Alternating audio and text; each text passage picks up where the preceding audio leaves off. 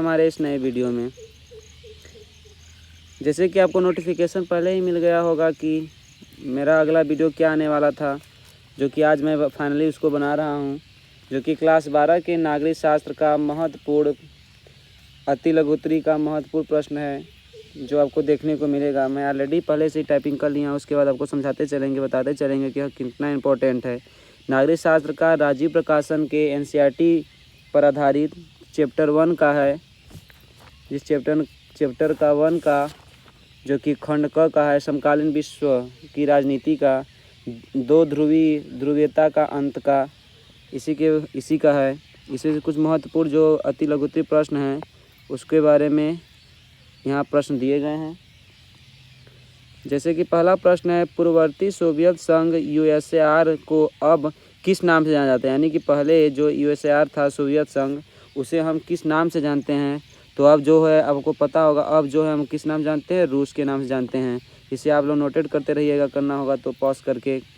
और दूसरा प्रश्न है, सोवियत अर्थव्यवस्था तथा पूंजीवादी अर्थव्यवस्था के बीच किस प्रकार के मुख्य अंतर का उजागर करने के लिए कह रहा है। तो इसका क्या है, सोवियत अर्थव्यवस्था में उत्पादन और वितरण के साधनों को राज्य का नियंत्रण था, जबकि पूंजीवादियों का अर्थव्यवस्था में उद्योग व्यवसाय की निजी हाथों में था। पूंजीवादियों का जैसे होता ही है कि उद्योग जो व्यवसाय होते हैं निजी हाथों में होता है, ठीक। और शॉक थेरेपी के किसी एक परिणाम को उजागर कीजिए, यहाँ पे बता रहा था। इसके परिणाम किस प्रकार है, इसके बताने के लिए कह रहा है। परिणाम जो है कि कैसे हैं, तो इसका परिणाम जो है, उत्तर देखिए इसी में है। पहला उत्तर है, रूस का औद्योगिक ढांचा चरमरा गया तथा रूसी मुद्रा रूबल में गिरावट आई। रूस की जो मुद्रा है उसे रूबल बोलते हैं, उसमें क्या आई, गिरावट आई। और दूसरा जो है क्या आया, सामूहिक खेती प्रणाली समाप्त हो गई, जिससे खाद्यान्न की स्थिति संकट में हो गई। यह दूसरा स्थिति थी जब वहाँ पे शॉक थेरेपी की परिणाम को उजागर करने के लिए कहा है। तो शॉक थेरेपी जो थी, ठीक। अगला जो है कि संरक्षणवाद द्वारा पैदा हुई किस समस्या का उल्लेख कीजिए। यानी किसी समस्या का, एक समस्या का उल्लेख करने के लिए बोला है। तो इसमें क्या है, संरक्षणवाद का अर्थ है सरकार की उन कार्यवाहियों एवं नीतियों से है जो अंतर्राष्ट्रीय व्यापार को प्रतिबंधित करता हो। अंतर्राष्ट्रीय व्यापार को क्या करता हो, प्रतिबंधित करता हो। तो वह संघवाद द्वारा पैदा किए जाने की समस्या है। इसके कारण घरेलू स्तर पर प्रतिस्पर्धा समाप्त हो जाती है। देख लीजिएगा, ऐसे रट लीजिएगा आप लोग। पाँचवा क्या है, पाँचवा जैसे कि है, सोवियत राजनीतिक प्रणाली किस विचारधारा पर आधारित थी। देखिए इंपॉर्टेंट, काफ़ी अच्छा है, मोस्ट इम्पोर्टेंट कह सकते हैं। इसमें क्या है, सोवियत की जो राजनीति प्रणाली है मुख्यतः साम्यवादी अर्थव्यवस्था पर आधारित है। किस अर्थव्यवस्था पर आधारित है, साम्यवादी। इसे थोड़ा देख लीजिएगा, साम्यवादी अर्थव्यवस्था पर आधारित है। छठा प्रश्न है, सत्ताधारी समाजवादी व्यवस्था से लोकतांत्रिक पूंजीवादी व्यवस्था का संक्रमण विश्व बैंक तथा अंतर्राष्ट्रीय मुद्रा कोष प्रभावित हुआ। इसके संरक्षण को क्या कहा जाता है। तो इसके संरक्षण को क्या जाता है, शॉक थेरेपी, आघात पहुंचाकर उपचार करना, ठीक। यानी कि जो शॉक थेरेपी होती है, आघात पहुंचाकर उपचार करना, इसका है। सातवां है जो कि चैप्टर का ही है, द्विध्रुवी विश्व की पतन का कोई एक कारण लिखिए। यानी पतन, जो द्विध्रुवी विश्व का पतन था उसका क्या कारण है, इसके बारे में है। तो एक पूछा है, इसका क्या कारण था, मुख्यतः इसका मुख्य कारण था विश्व के पतन में सोवियत संघ का विघटन में भी एक कारण था। यानी जो विश्व का पतन हो रहा था उस टाइम, सोवियत संघ का विघटन का एक मुख्य कारण था विश्व का पतन। अब दूसरा आठवां प्रश्न है आपका, सोवियत संघ में किस दल की प्रधानता है। यानी सोवियत संघ जो है वह संघ में किस प्रकार की प्रधानता है, इसके बारे में बताइए। तो किसमें, कम्युनिस्ट पार्टी की। यह आपको जब नागरिक शास्त्र पढ़ने लगेंगे तो खंड ख में आपको देखने को मिलेगा, जो कि इसमें काफ़ी पार्टियों के बारे में बताया। कम्युनिस्ट पार्टी हो गई उस पार्टी के, जिसमें से स्वतंत्र भारत की राजनीति मिलेगी। खंड ख में स्वतंत्र भारत की राजनीति में आपको देखने को मिलेगा, इस पार्टी के बारे में अच्छे से जानकारी मिलेगी। यहाँ पे केवल किस दल की प्रधानता के लिए पूछा है, इसलिए क्या है, कम्युनिस्ट पार्टी है। ठीक, अब अगला क्या है, मिखाइल गोर्बाचेव ने सोवियत संघ में किस प्रकार की समस्या लागू की गई, यानी समस्या को बताने के लिए कहा गया किस प्रकार की समस्या जो है लागू की गई थी।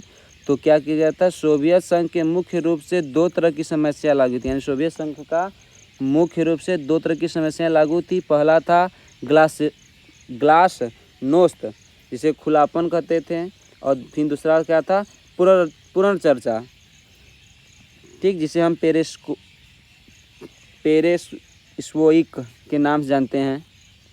10वां प्रश्न आपका है, सोवियत संघ का विघटन कब हुआ था, यानी सोवियत संघ का खंडित किया था, विखंडित कब हुआ था, ये जो आज रूस कब बना है।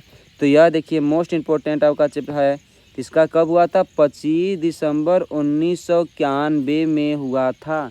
यानी कि सोवियत संघ जब खंडित हुआ था, बटा था, टुकड़ों में बटा था, तो 25 दिसंबर 1991 में हुआ था।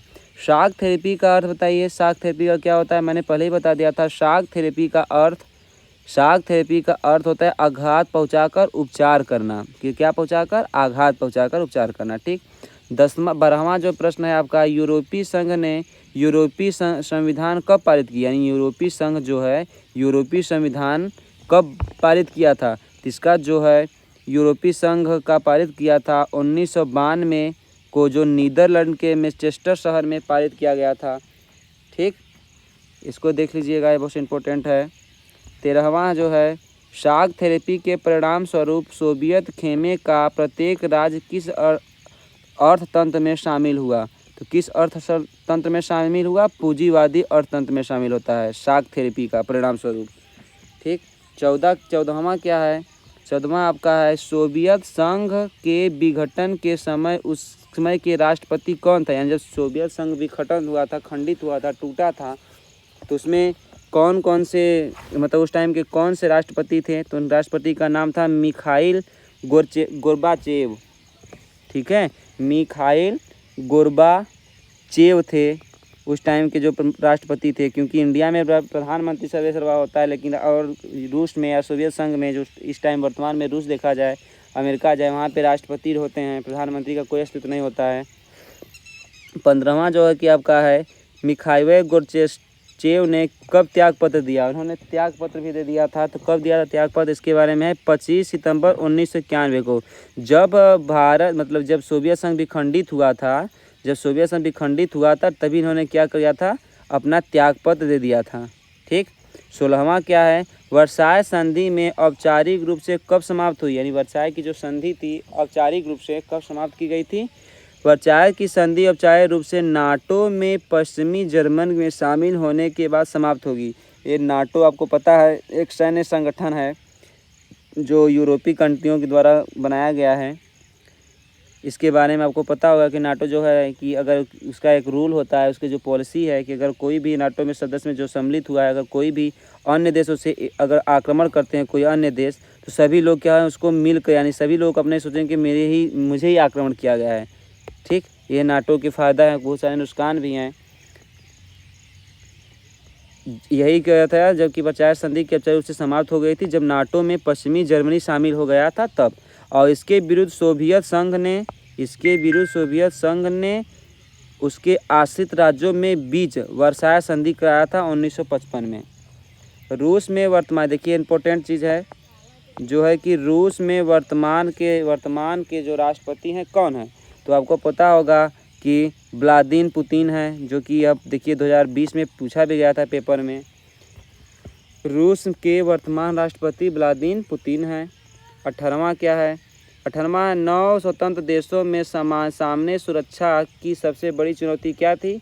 तो 9 स्वतंत्र देशों में सामने सुरक्षा की सबसे बड़ी चुनौती यह थी कि रूस कहीं दोबारा उस पर आधिपत्य न कर ले।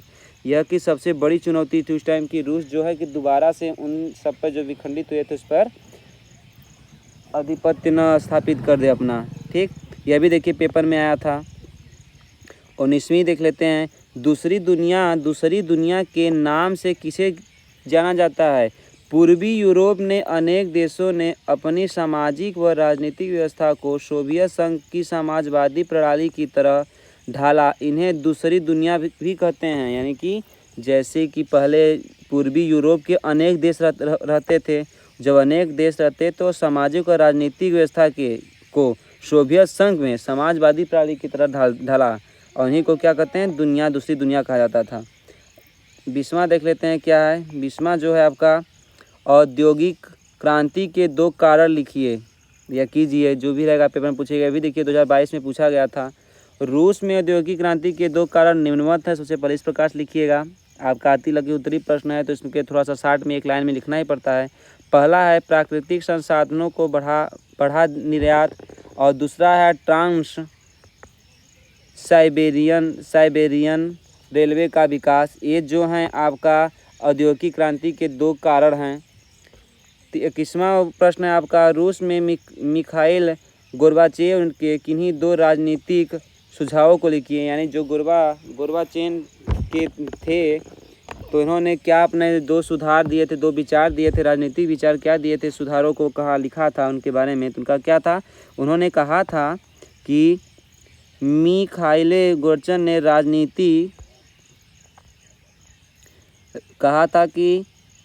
राजनीति सुधार में पहला खुलापन व दूसरा पुनर्चर्चा, यानी पुनर्चर्चा होना चाहिए। पुनर्चर्चा नीतियों को अपनाने के लिए कहा गया, यानी खुलेपन की बात कही और पुनर्चर्चा की बात करते हैं। उन्हें सरकार द्वारा संचालित उद्योगों के स्थान पर अद्भुत यानी अर्धमुक्त बाजार की नीतियों को शामिल किया तथा विभिन्न मंत्रालय को अधिक स्वतंत्रता के कार्य करने की अनुमति दी। जिन्होंने त्यागपत्र दिया था तब जब सोवियत संघ विघटित हो गया था। आपको पता है कब हुआ था, जैसे कि मैंने आपको देख लीजिएगा विघटित कब हुआ था। इन्होंने त्यागपत्र दिया था उस टाइम के, जब विघटित हुआ था उस टाइम के क्या थे, राष्ट्रपति थे।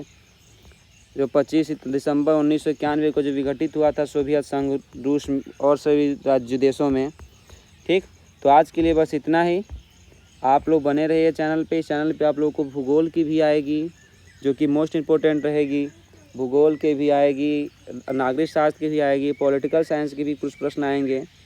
बने रहिए हमारे साथ। धन्यवाद।